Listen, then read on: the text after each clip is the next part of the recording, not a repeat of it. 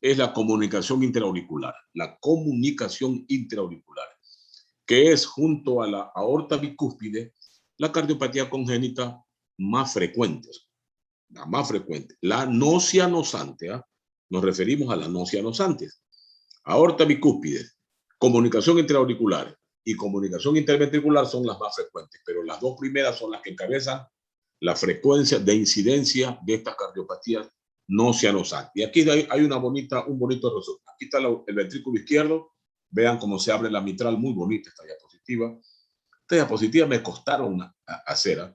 Acá tenemos la aurícula izquierda y vean cómo la sangre pasa de la aurícula izquierda a la aurícula derecha y contamina, o no contamina, sino que se mezcla con la sangre parcialmente oxigenada de las cavidades derechas y sale por la arteria pulmonar parcialmente oxigenada, como es esta sangre, hacia la aurícula izquierda, donde retorna por las venas pulmonares. Este es el resumen de lo que es la comunicación intraauricular. Y vean acá, doctor, dígame. Doctor, disculpe que lo moleste. No sé si mis compañeros también, pero ya se puede visualizar el examen y no sé si comenzar o... Ya a estas alturas ya no, hijo. Esto puede ocurrir que en pleno examen lo de ayer se nos fue la plataforma y no hubo cómo diablos subir los exámenes de los que habían concluido. Y yo no voy a arriesgar de nuevo, porque nadie nos garantiza que la plataforma esté funcionando como correcto. Aquí tengo una retahíla de informes de profesores que están, pero un poco más que comercial que encuentren por ahí. ¿Verdad? Y no es que es por momentos. Ha ocurrido de tarde, ha ocurrido de noche, y esto es una burla. Así que tampoco vamos a hacer, porque, a ver, supongamos que den ustedes, y los otros grupos, ¿qué vamos a hacer? Ustedes solitos irán a dar el examen. Eso no tiene sentido. La solución debe ser integral para todos los estudiantes. ¿Ok, hijo? Vamos a clase. Entonces les decía que la comunicación intraauricular se puede clasificar en función de los segmentos anatómicos del septum intraauricular. Recuerden ustedes que cuando hicimos el repaso rápido, anatómico y funcional del corazón, habían el septum interventricular tiene tres componentes. Vean, acá está. Este es el septum venoso, que está hacia el techo de la aurícula, de las aurículas, aquí el septum venoso, cerca de la desembocadura de la vena cava superior, tracto de entrada del septum intraauricular. La parte intermedia es el septum secundum,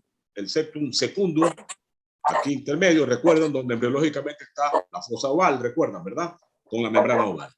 Y la parte que da hacia el surco auriculoventricular es el septum primum.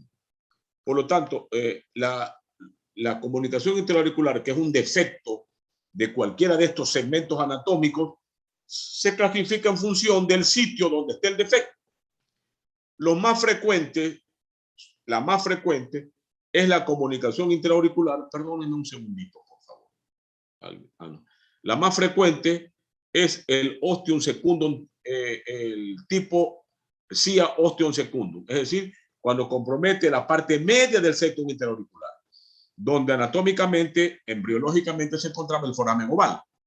Eso constituye entre el 75 al 80% de los casos de comunicación intraauricular. Insisto, la comunicación intraauricular tipo ostium secundum, la que está aquí, el medio, la parte media del septum, constituye aproximadamente entre el 75 y el 80% de todos los casos de comunicación intraauricular. Por eso describimos esta fisiopatología fundamentalmente. Luego tenemos la tipo ostium primum, que constituye aproximadamente un 10 al 15% de los casos de comunicación intraauricular. Y finalmente, la tipo seno venoso, que da acá, que constituye aproximadamente entre el 5 y el 10% de los casos de comunicación intraauricular. Cada uno de estos tipos de comunicación intraauricular, la tipo ostium secundum, que está aquí en medio, esta ostium secundum, generalmente viene acompañado de otro defecto, que es el prolaxo de la válvula mitral. Siempre les he dicho, las cardiopatías congénitas y todas las alteraciones congénitas con las que un ser humano puede venir, vienen siempre acompañadas de otra, nunca vienen solas. Cuando alguien tiene una anomalía congénita, debe buscar la que tiene relación dermatomérica o embriológica en la etapa fetal, porque vienen acompañadas de otra patología. La comunicación tipo ostium secundum, que está aquí, foramen oval, ostium secundum, generalmente viene acompañada con prolaxo, o no generalmente, pero cuando viene acompañada con prolaxo de la válvula mitral, que en ocasiones complica más el cuadro. La tipo seno venoso viene acompañada o es parte de un defecto congénito muy grave, muy severo, que es la drenaje venoso pulmonar anómalo. Y la ostium primum, que es la forma más severa de comunicación intraauricular, que está el ostium primum, viene acompañado de defectos graves. Por eso la transforman en la CIA más compleja, más complicada, la que puede matar inclusive un niño. Puede venir esta comunicación intraauricular, perdonen un segundo. Esta comunicación intraauricular puede venir acompañada de varios defectos. La una, hendidura de la válvula mitral. Hay un defecto de la válvula mitral que le puede llevar a una insuficiencia mitral y que al mismo tiempo de resolver la comunicación primum, nos obliga en ocasiones a ordenar la resolución de lo que pasa en la válvula mitral. Es decir, puede venir con insuficiencia mitral severa el ostium primum. Pero también puede venir con trastornos de conducción graves. Recuerden que el ostium primum acá está, y aquí cerca del ostium primum está el nódulo aurículo-ventricular y el tronco del haz de His que cabalga en el septum interauricular. Por lo tanto, este defecto anatómicamente puede comprometer tanto al nódulo aurículo-ventricular como al septum, al tronco del haz de His. Por lo tanto, una CIA ostium primum también puede venir acompañada de bloqueos de conducción auriculoventricular que en ocasiones nos obliga a ponerles un marcapaso a estos niños. Se dan cuenta que los tres tipos de comunicación intraauricular tienen una presentación muy clara. Doctora Michelena, ¿está claro esto, por favor? Joyce, Luis Freire, ¿está claro esto? Sí, doctor. Doctora Allison, ¿sí está claro? Los veo con cara de triste, hombre. Doctor, la del seno venoso. Los veo con cara de melecistas, tristes, toditos están tristes. Doctora Allison, usted no es melecista, creo yo, no sé. Está un poquito. Es una sonrisa a los Barcelona, se que gusta en estos momentos. Que mi Giovanni sí, lo veo triste, lo veo como ahí caído, lo veo. La vida es esa, hijo, la vida es esa. La vida es alegrías y tristezas. Lo importante es que el cómputo final de nuestra vida sea favorable, ¿no? Porque la vida no es solamente alegría, felicidad, también es golpes. ¿Quién no ha sufrido golpes en la vida? No es un ser humano. Yo he sufrido golpes muy terribles en mi vida, duros, terribles. La diferencia entre los seres humanos hace el que se levanta de los golpes. Claro que esto nos ha bajado un poco la moral, porque ustedes ya querían salir del examen, tienen otras pruebas, no han dado ningún examen, y esto a uno lo golpea un poco. Pero así es esto, hijos, la vida es esa. La vida es alegrías y tristeza. Lo importante es que el balance final, mi querida Jocelyn, sea alegría. Debemos luchar para que el balance final de nuestra vida sea de alegría. A ver, aquí tenemos, no sé qué ha salido por acá. Bueno, no vamos a salir. Usted tiene, correcto. No sé qué pasó con el Zoom. Ahí vamos. Bien, entonces está claro las formas de comunicación intraauricular, ¿verdad? Aquí tenemos piezas anatómicas de los defectos que nos interesa mucho. No nos interesa mucho. Y acá está la fisiopatología. Ya estamos claros entonces, ¿verdad? La comunicación intraauricular se clasifica en función del sitio donde anatómicamente está el defecto, dependiendo del sitio del septum intraauricular donde se ubica el defecto. Seno venoso, ostium secundum y ostium primum. Vean la fisiopatología. Primero en esto tenemos que varias cosas, ponernos de acuerdo. Dice, cortocircuito dependiente. ¿Qué significa eso? Primero, dos cosas. Las diferencias de presión entre la aurícula izquierda y la aurícula derecha es muy pobre, prácticamente. La presión que tiene la aurícula izquierda es la misma de la aurícula derecha. En la aurícula izquierda creo que la presión es 10 milímetros de mercurio y en la aurícula izquierda creo que es entre 7 o 8 milímetros de mercurio. Por lo tanto, no hay una gran diferencia de presión entre las dos cavidades auriculares. Lo que no ocurre con los ventrículos. Lidia Mancero, ¿tú te recuerdas aproximadamente cuál es la presión que hay en el ventrículo izquierdo y la presión que hay en el ventrículo derecho, hija, por favor? ¿Te recuerdas? No, doctor. ¿Te recuerdas tú, Ronaldo? Ronaldo Rivera, ¿te recuerdas? Hay una diferencia de presión muy importante entre el ventrículo izquierdo, perdón, y el ventrículo derecho. Lo que no ocurre con las aurículas. Acabo de decir, las aurículas que son cavidades de paso, no tienen entre ellas una diferencia importante de presión en su cavidad. En cambio, entre los ventrículos sí hay una diferencia importantísima. ¿Quién se recuerda? Jovi, ¿te recuerdas? ¿No te recuerdas? Ronaldo, Freddy, ¿no se recuerdan? ¿Qué diferencia hay? Cárdenas, ¿te recuerdas? ¿No? El No se izquierdo recuerda no era nadie. de 120 y el derecho no era de 27 a 25. Bueno, entonces, ¿cuál ventrículo predomina con su presión? El izquierdo. El ventrículo izquierdo. Es el sistémico.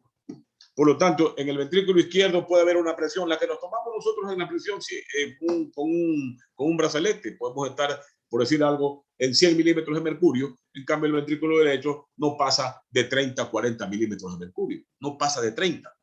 Por lo tanto, la diferencia de presión entre ventrículo izquierdo y ventrículo derecho es importantísima. Por lo tanto, el cortocircuito no depende, o el volumen de sangre que pasa de la aurícula izquierda a la aurícula derecha no depende exclusivamente del diámetro del defecto. Por favor, metámonos bien esto en la cabeza. No depende exclusivamente del diámetro del defecto, porque entre las aurículas, como les acabo de decir, no existe una diferencia de presión importante. ¿Qué determina entonces el paso de volumen de izquierda a derecha? Dos factores fundamentales. El grado mayor o menor de distensibilidad de las cavidades ventriculares y el grado de mayor o menor presión que tengan las cavidades ventriculares en su interior. Como el ventrículo izquierdo tiene mayor masa ventricular, ven ustedes que el grosor de la pared del ventrículo izquierdo es hasta 1 centímetro. Recuerden que hablamos de esto en anatomía. Mientras el ventrículo derecho es solamente hasta 6 milímetros. Y mientras la presión del ventrículo izquierdo es casi 100 o 120 o 130, la presión en el ventrículo derecho no pasa de 30. Esa diferencia de distensibilidad en el ventrículo izquierdo y de mayor presión en el ventrículo izquierdo que se transmite hacia la aurícula es la que determina el mayor paso de volumen de sangre de izquierda a derecha. ¿Quedó claro, Ariana Cedeño? ¿Quedó claro, Pablo Villasís? Sí, por favor, Carlita Villavicencio, ¿quedó claro esto? Mayor o menor grado de distensibilidad. Por lo tanto, si el ventrículo izquierdo, que tiene más masa ventricular, se pusiera más rígido por cualquier motivo, el paso del volumen de sangre de aurícula izquierda a aurícula derecha es mayor. En cambio, si la presión en el ventrículo derecho empieza a aumentar por hipertensión pulmonar, el zoom o es menor o se puede hasta invertir. Recuerden el síndrome de Eisenmenger, cuando hay hipertensión pulmonar. ¿En qué consiste este síndrome? En la inversión del zoom. ¿Está claro, Carlita? Que la veo muy alegre. Carlita Villavicencio, ¿está claro? La veo muy feliz usted, así quiero verlo. Realmente feliz. Estoy triste, pero ya pues. Pero usted se sonríe cuando está triste. Bueno, está bien, ¿no? Que se sonríe hasta cuando está triste. Está bien, doctora, ¿no? Está bien, me da una enseñanza ahorita, doctora. Siempre aprende uno. Ya, entonces le dice primer volumen, primer factor, ¿no? Luego, ¿qué quiere decir esto después de la lactancia? Que la sintomatología por este mecanismo que estoy explicando se hace más evidente después de la lactancia. Cuando ya las presiones pulmonares derechas, producto de la maduración del sistema vascular pulmonar, ha disminuido y se transforma el ventrículo izquierdo en predominante. Ahí sí ya se puede causar graves problemas clínicos en el paciente. Y vean lo que habla acá de estenosis de la válvula pulmonar y turbulencia sanguínea. Producto de esta misma consideración que estoy hablando, el soplo el soplo de una comunicación intraauricular. A ver, aquí quiero ver si vamos a razonar. Yo sé que ustedes están en otra cosa ahorita, estaban en el examen, pero vamos a ver si hemos sido capaces de captar el mensaje. Vamos con Karen. A ver, Karen Pozo. Producto de esto que hemos hablado, que el volumen del zoom depende del mayor o menor grado de distensibilidad de los ventrículos y mayor o menor grado de presión. ¿Dónde crees tú que se origina el soplo de la comunicación intraauricular? ¿En el defecto, en la válvula tricúspide o en la válvula pulmonar? Eso puede ser tema de examen para el siguiente parcial, aunque para mí debe ser un solo parcial ahora. Vamos, mija, antes que se nos corte esta, como dicen allá en España, este chisme. ¿La válvula pulmonar, doctor? En la válvula pulmonar, perfecto. ¿Por qué no en el ciclo del defecto? Porque les acabo de decir, las presiones entre estas cavidades son iguales prácticamente. ¿Y por qué no en la tricúspide? Porque solamente ahí se produce el llenado por inercia. En cambio, cuando hay la contracción y sale un gran volumen de sangre a través de la válvula pulmonar, se origina turbulencia y un soplo de pseudoestenosis valvular pulmonar. ¿Ya? ¿Está claro entonces? Marian, ¿está claro, Marian Paredes? Y vean esto, que es importantísimo. El desdoblamiento permanente del segundo ruido. Normalmente, Henry Montalvo, tú tienes un sinónimo de un amigo mío que estudió medicina hace mucho tiempo. ¿No es pariente tuyo? ¿No? Que se fue a Estados Unidos. No sabría decirlo, doctor. ¿Ah? No sabría decirlo. No sabría decirlo porque un tengo amigo que algunos estudió familiares primos medios. Estudió medicina hasta quinto año y tuvo que emigrar por un problema terrible que tuvo y vive en Estados Unidos. Se llama, como dije, Henry Montalvo. Bueno, entonces les decía, cuando nosotros respiramos normalmente, cuando inspiramos, normalmente se produce un mayor volumen de retorno venoso a cavidades derechas. Eso es fisiológico, ¿ah? Marian, Pablo, Ariana, Andrés Delgado, eso es fisiológico. Cada vez que inspiramos, en estos momentos que estamos todo el mundo inspirando, en ese momento del ciclo respiratorio se produce mayor volumen de retorno venoso a las cavidades derechas.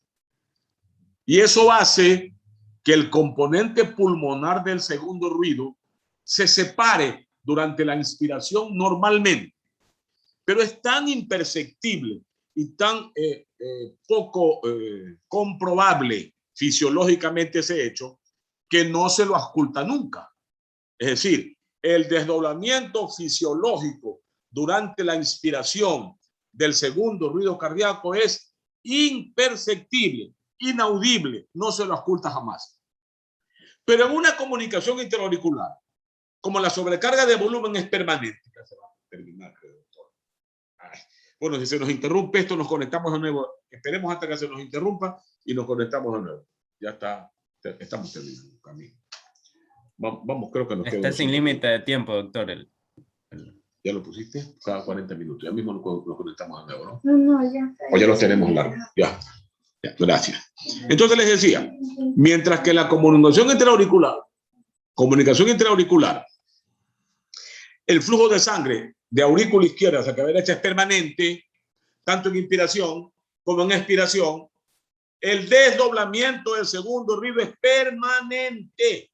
Por lo tanto, el componente pulmonar se separa del componente aórtico de manera permanente, no solo en inspiración. Es lo que se llama el desdoblamiento fijo del segundo ruido, que etiqueta el examen físico de la comunicación intraauricular. Es decir, junto al soplo de una pseudoestenosis pulmonar, encontraremos el desdoblamiento permanente del segundo ruido. ¿Está claro, José Enrique Angulo? ¿Está claro esto? ¿Sí? ¿Entendiste esto, hijo? ¿Sí? Carla Palma, ¿entendió usted? Entonces vamos a brindar con Carlita. A ver, las dos Carlitas, vamos a brindar salud. Salud, doctora Carla Palma. ¿Y qué? Eso es agua, doctora. A mí no me saque pica. Eso que tiene usted es agua, doctora. ¿Qué tiene ahí? Es café, doctora. Madre mía, café. No creo. O sea que levantó a su mamá que le haga café a usted a las 6 de la mañana. No, doctor, yo me lo hice. Yo me lo preparé. Madre mía, por Dios santo. Señora, la felicito, ¿ah? La felicito, pero no le solape a esta señorita cuando vayan a hacer posgrado. Tienen que levantarse a las 5 de la mañana a dejar preparada su almuerzo, su café y su merienda. Nadie la... Doctora María de los Ángeles, que sigue usted con la almohada. Miren, la doctora María de los Ángeles está con la almohada. Buenos días, doctora María de los Ángeles. Sí, la vio doctora Estefan. La vio María de los Ángeles con almohada todavía ahí. Y eso que sacó solamente la cabeza en la cámara. ¿Cómo estará la cama acostada? Imagínense ustedes. No, La doctor, levantamos a María de los Ángeles. En mi casa, doctor. Usted debe levantarse ya. Digo yo. Usted le solape que sigue durmiendo la doctora ahí. Doctora Estefani, ¿qué opina usted? Doctora Quesada, que se levante la doctora María de los Ángeles, ¿no? Digo yo, ¿no? A ver, doctora María de los Ángeles, vamos a brindar un poquito de vino con usted. Salud, doctora. Salud, doctor. Se me termina mi vino, por Dios santo. Pero en estos momentos de coraje, el vinito es el mejor refugio para evitar que las coronarias se colapsen. Bueno, aquí están dos doctores que miran mi vino, no pueden tomar, son menores de edad. No les puedo brindar. Doctora Joyce, no les puedo brindar. Son menores de edad y encima son MLCistas. Yo no les brindo a los MLCistas. ¿Para qué voy a negar? No les brindo. Un poquito de cicuta sí les puedo brindar. O cicuta, baigón con un poquito de crema, ya. Conmigo están quedados todos los MLCistas. Aunque dicen que nadie es MLCista aquí ahora. Nadie. Está bien, nieguen nomás a su equipo, nieguen. ¿Cómo te llamas tú?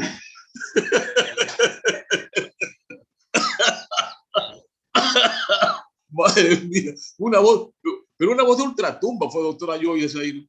Una voz de ultratumba fue eso. Doblemente quedado este muchacho.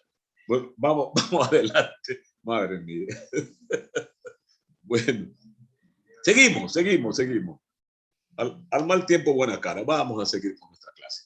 Entonces, junto al examen, junto a lo que hemos visto ya, es decir, el soplo de estenosis, pseudoestenosis pulmonar, el desdoblamiento fijo del segundo ruido, que caracterizan, aparte del examen físico de la comunicación intraauricular, quiero complementar qué es lo que veremos al examen físico. Primero, es más frecuente en niñas. Segundo, y esto es, por favor, clave. Joyce, esto es clave.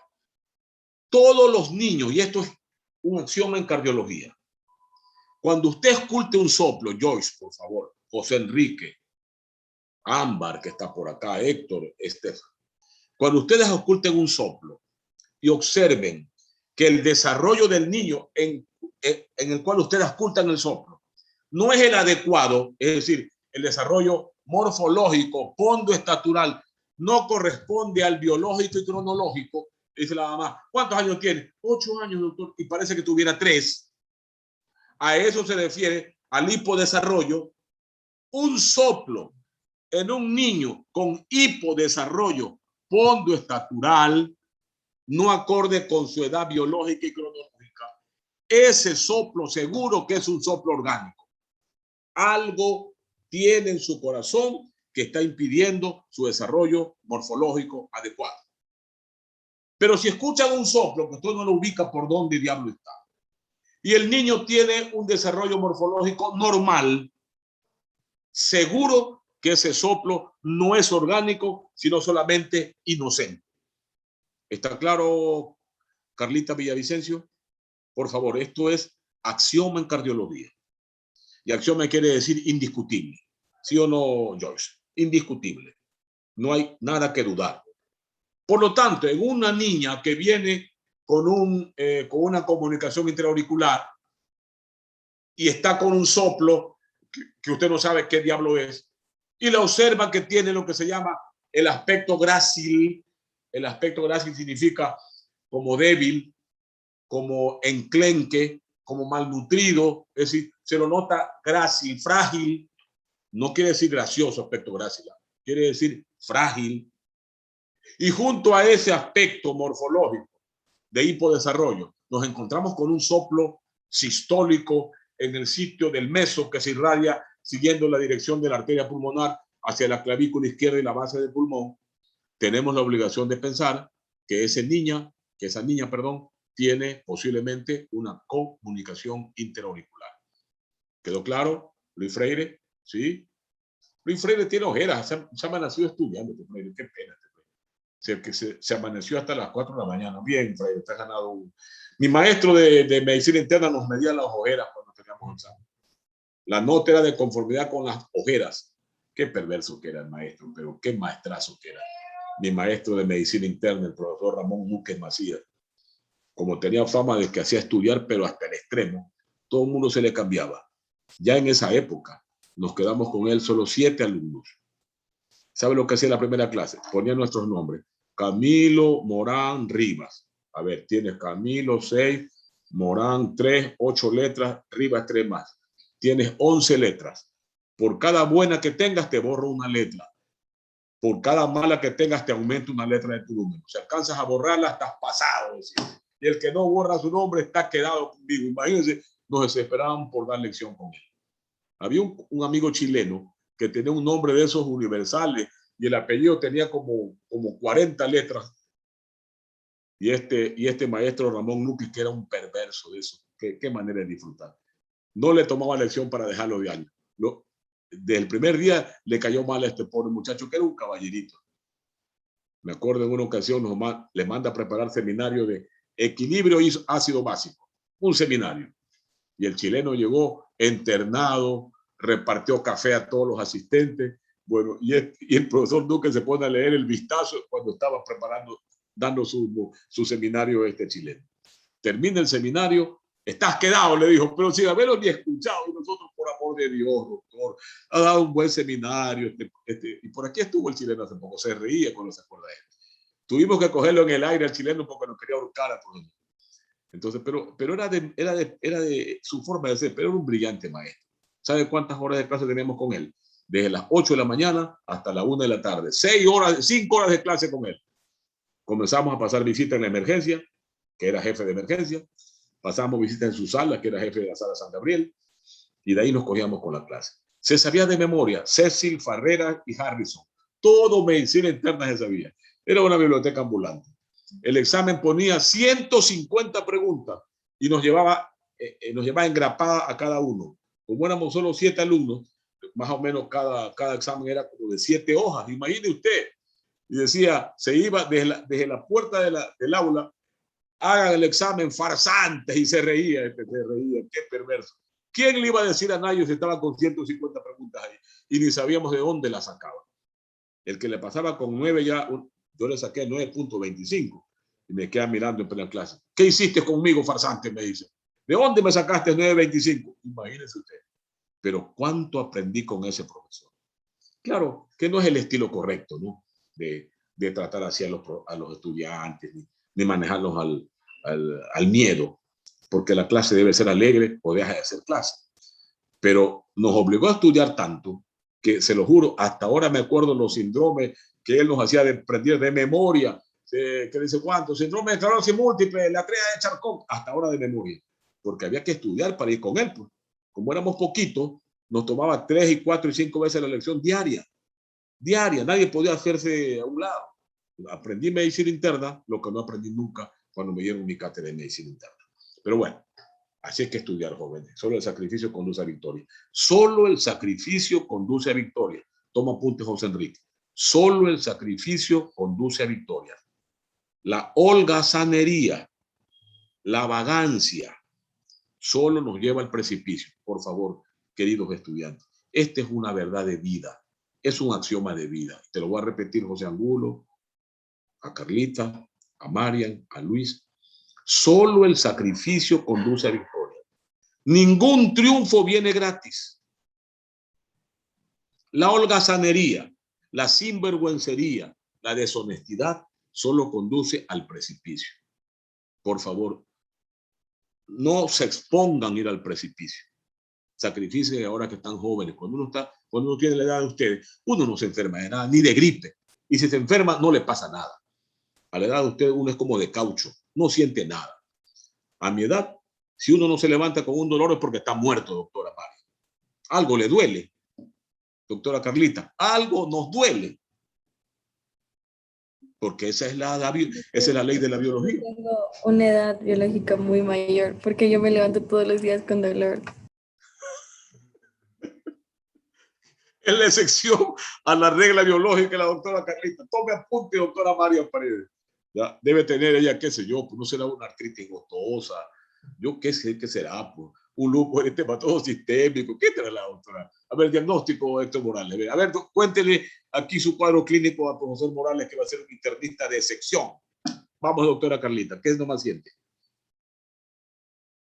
Estamos escuchando su cuadro clínico. Vea, una junta médica de 32 médicos tiene usted a su disposición. Vamos. A ver, en la mañana generalmente pues amanezco con Primero cefalea. dígame, primero, a ver, doctora, una conducta clave en la historia clínica. Edad, ¿sí o no, Morales? ¿Cuántos años tiene? ¿Será unos 15 años? ¿Cuántos años tiene? 22. 22. Todavía huele a leche de tarro. Leche de tarro, ya. 22 años. ¿Qué más, doctora? No tiene niños usted, por supuesto, pues no. No, yo soy la bebé. Ah, ya. ¿Qué pasa? ¿Desde cuándo y qué siente? Vamos. Doctora, después me deposita $100 a mi cuenta. Ya el doctor Morales tiene aquí la cuenta de mi corriente. ¿Qué más, doctora? $100 que debo depositarle y $100 que no tengo, doctor Chita. Mejor dejamos la consulta para Le bajamos luego. a 90, doctor Morales. Bueno, a ver, doctora, vamos a hacer por la fiesta de Guayaquil, vamos a sonar el pavo. ¿Estás de acuerdo, Morales, no? Morales me dice que por la fiesta de Guayaquil está muy bien. Ya, doctora, siga con el cuadro clínico. Ya se le alivió el dolor, creo, hasta después de la gratuidad de la consulta, le alivió el dolor. A ver, ¿se levanta con dolor articular? Sí. ¿Todas las articulaciones? No, mayormente son las pequeñas, la de las manos, los dedos y a veces la de los tobillos. ¿Y van migrando el dolor? Un día presente en una mano, otra mano así, o son fijas permanentemente en las articulaciones? No, es como que, por ejemplo, eso me inicia o 2 dedos de una y 2 dedos de la otra, o Ya en está, una mano ya entera. está. Diagnóstico, vamos, los que aprobaron medicina interna, ya está el diagnóstico. Luis Freire, tú pasaste con 100 en medicina interna, vamos, diagnóstico. ¿Qué tiene Carlita? Que por ahora está exonerada del pago, por ahora. Vamos, Lucho, atrévete a decir algo, hombre. ¿Qué tendrá? Amiloidosis, lupus eritematoso sistémico, artritis reumatoidea, dicen por ahí, dolores de crecimiento y de osificación de los huesos, o falta de actividad física, o una ingesta de alimentos baja en calcio y en vitamina D. Ojo, miran cuántas posibilidades. A la edad de ella probablemente sea estas cosas, ¿no? Yo no sé cómo estará alimentándose, habrá que hacerle algunas pruebas, examinar. O será como una niña que vino aquí, que doctor, creo que me estoy infartando, me duele el dedo izquierdo y el brazo izquierdo, y lo que tenía era un síndrome del túnel carpiano, porque manda 3.000 mensajes al día, y tenía el dedo tieso en mandar tantos mensajes. Imagínense, y yo le pregunto, ¿cuántos mensajes han enviado? Unos 3.000, doctor. O sea que tú, a la hora, ¿cuántos por hora? A ver, calcule, entonces estás despierta 15 horas, estás mandando ¿cuántos? Pues más de 200 mensajes por hora. ¿Y qué haces el resto del día? Tenía un síndrome del túnel carpiano, vino con el dedo tieso. Ya está, doctora, tranquila que va a tener unos 80 años más de sobrevida. No pasa nada, ya está. Bueno, seguimos, ya le hemos diagnosticado a la doctora Carla, no le mandamos nada, solamente paracetamol si tuviera dolor. No tomen AINES, por favor. No tomen AINES hasta cuando no sea urgentemente necesario. Y ahora tiene que ir un internista, algún reumatólogo que le haga todo un protocolo de investigación, pero seguramente que es el paso a la madurez de la osificación de su esqueleto óseo a esa edad. Tipo fibrilación auricular hasta un 20 a 26% a partir de la cuarta década de la vida. ¿Por qué arritmia? Por el crecimiento de la aurícula izquierda. Generalmente entran en fibrilación auricular, de la aurícula izquierda y de la aurícula derecha. Entran en fibrilación auricular. E insuficiencia mitral en el 2 al 10% de los pacientes que tienen SIA osteosecundum por prolapso de la válvula mitral y SIA ostium primum por hendidura de la válvula mitral. Son las complicaciones más frecuentes. Los métodos complementarios de diagnóstico, el electrocardiograma siempre vale algo, pero fundamentalmente grábense dos cosas que pueden haber ahí. El eje eléctrico a la derecha, porque recuerden, hay sobrecargo de trabajo en las cavidades derechas, por lo tanto tienden a hipertrofiarse las cavidades derechas. El eje eléctrico se va a la derecha y hay un bloqueo de rama derecha en la comunicación interauricular ostium secundum. Porque en la comunicación interauricular ostium primum, aunque haya un crecimiento de cavidades derechas, el eje eléctrico se va a la izquierda. ¿Por qué? Por la insuficiencia mitral. La placa de tórax puede mostrar primero una hiperemia pulmonar. Vean este pulmón blanco de gran hiperemia pulmonar. ¿Qué nos está diciendo? Que gran cantidad de sangre está pasando por los pulmones. Y podemos tener una cardiomegalia, pero en base al crecimiento de las cavidades derechas. Si esta misma placa, en el mismo paciente, en un par de años, el pulmón estuviera negro, ¿qué quiere decir? Que ya hizo hipertensión pulmonar, se invirtió el zoom, hizo un Eisenmenger y ya lo que hay más bien es una hipoemia pulmonar, ya no hiperemia pulmonar, una oligoemia pulmonar. Disminuyó el flujo de sangre a través de los pulmones. Por lo tanto, el pulmón blanco siempre debe recordarles un hiperaflujo pulmonar. Acá está el pulmón, la arteria pulmonar y el crecimiento de las cavidades derechas que etiqueta.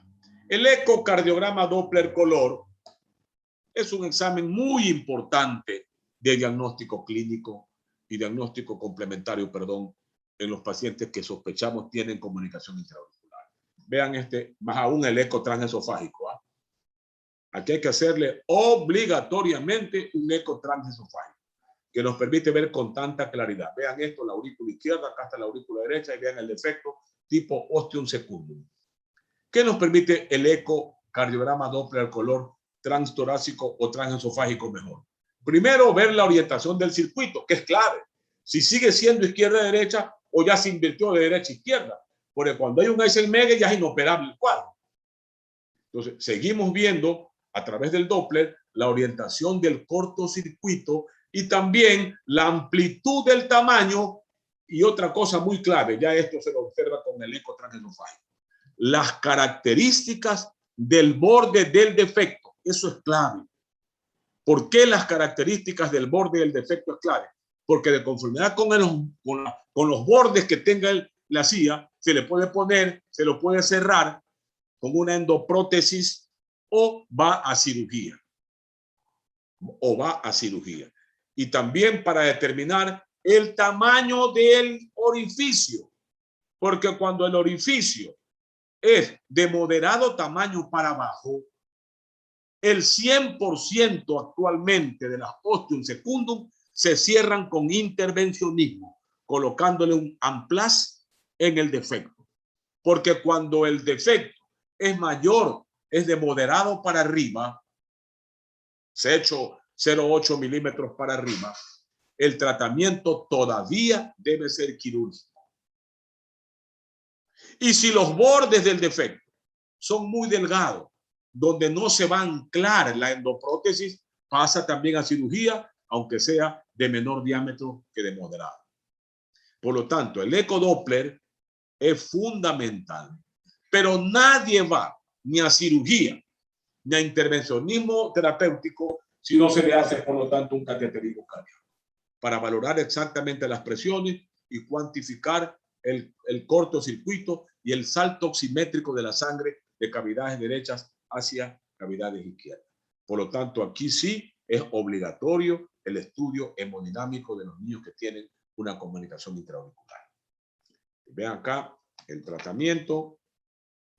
Vean, hoy día el cateterismo terapéutico es el tratamiento de elección en la CIA ostium secundum, aclaro, porque en la CIA tipo seno venoso y la CIA tipo ostium primum todavía se va a cirugía. No se obstruyen la CIA, seno venoso y primum con las prótesis endocavitarias. No, esos van a cirugía, por favor. Aquí hablamos exclusivamente de la comunicación interauricular tipo ostium secundum, es decir, la que compromete, como en este caso, a la parte media del septum. Acá es el septum venoso, acá es el septum primum. Aquí la que falta es el septum secundum. ¿Ok? Ellos van a intervencionismo terapéutico, todos los que tienen menos de 8 milímetros. Acá está. Porque cuando pasa de 8 milímetros, van al cierre quirúrgico. Y generalmente se la realiza entre 2 y 4 años de edad. No antes, porque puede romperse la sutura si el niño va creciendo, aumentando su tamaño. Por lo tanto, no se hace antes de los 2 a 4 años de edad. Y no solo por eso, sino porque hasta el 30% se cierran espontáneamente. Vean acá las opciones quirúrgicas que dijimos. Y acá está, miren, una cirugía. Aquí le han puesto el parche de teflón, parche en el sitio del defecto, y acá han hecho la sutura directa del defecto. Esto se hace menos porque se puede romper si cuando el niño va creciendo. Por lo tanto, se le pone el parche de teflón directamente en el sitio del defecto. Y vean acá una sutura muy bonita, ¿no? Se ve aquí. Pero claro, por supuesto, este procedimiento significa mucho costo económico, mucha morbilidad, porque es una cirugía de corazón abierto, con circulación extracorpórea y todo lo que implica abrir el corazón. Por lo tanto, desde hace más de 25 años en Europa y por acá hace unos 12, 14 años, un poco más, ya se hace lo que se llama la oclusión intervencionista de la comunicación intraauricular. Y para eso se utiliza este dispositivo que se llama Amplas. Recuerden que dijimos también que el Amplas se lo utiliza ya para la persistencia de conducto arterioso. Acá se utiliza el Amplas, miren, con esta escotadura que va exactamente en el sitio de defecto, la porción más amplia enmallada que va hacia la aurícula derecha y la base va hacia la aurícula izquierda. La curación de estas comunicaciones intraauriculares tipo ostium secundum es 100%. 100%.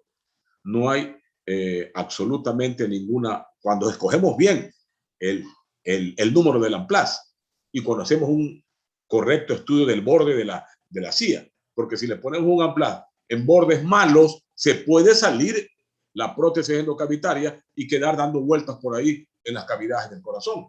Por lo tanto, esto hay que ir bien definido, bordes del defecto y el diámetro del defecto, porque si tenemos dificultades con el borde y el diámetro es mayor de 0,8, va a cirugía todavía, para mayor seguridad del paciente.